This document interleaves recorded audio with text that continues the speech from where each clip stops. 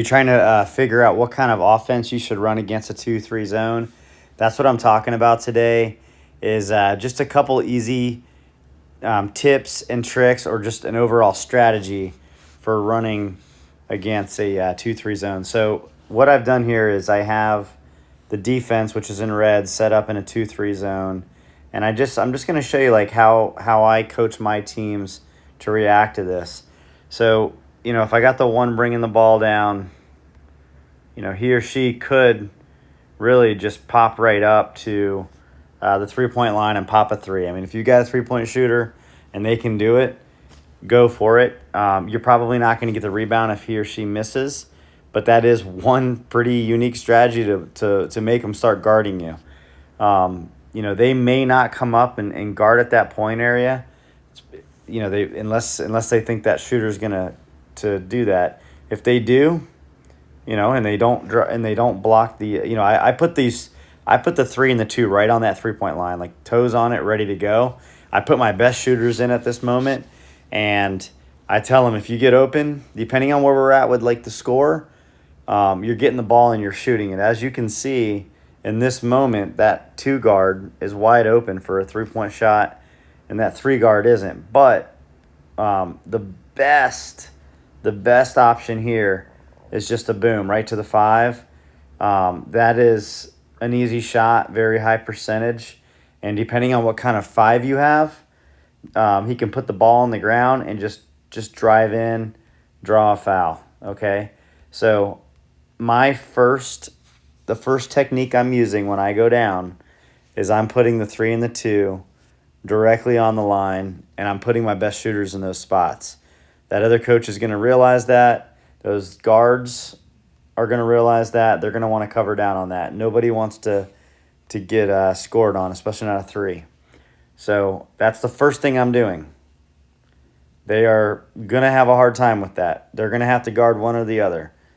And then not only that, but they're going to have to worry about the point guard at the top of the key as well.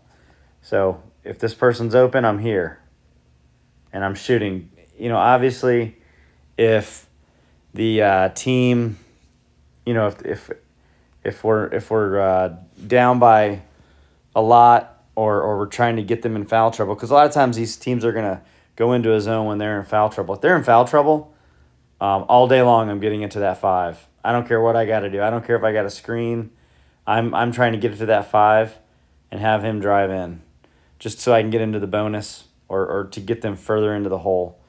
And there's ways of doing that, right? Like if this guy's guarding him here, and I don't want to make this a video about like how to how to get the ball into the high post, but that's you could get the ball into the high post. You can set screens. You could do all kinds of things here, but if this is open, I'm taking it all day long. Okay, this guy's probably going to pop up a little bit. But my key is to try and get the ball into the high post. This guy might come up to keep him from driving, which would also, make it a little bit harder for him, and also reduce or minimize the potential for a foul. This guy can just kind of square up on him. Quick pass, boom, I'm in. That's how I'm looking to score in a 2-3 zone.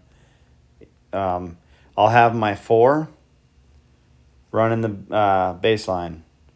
I just call this person a sideline runner. I tell them not to be in a lane for more than 3 seconds, but I do tell them to get in that lane, because if that happens, these guys have to come out, and then you got the corner's wide open.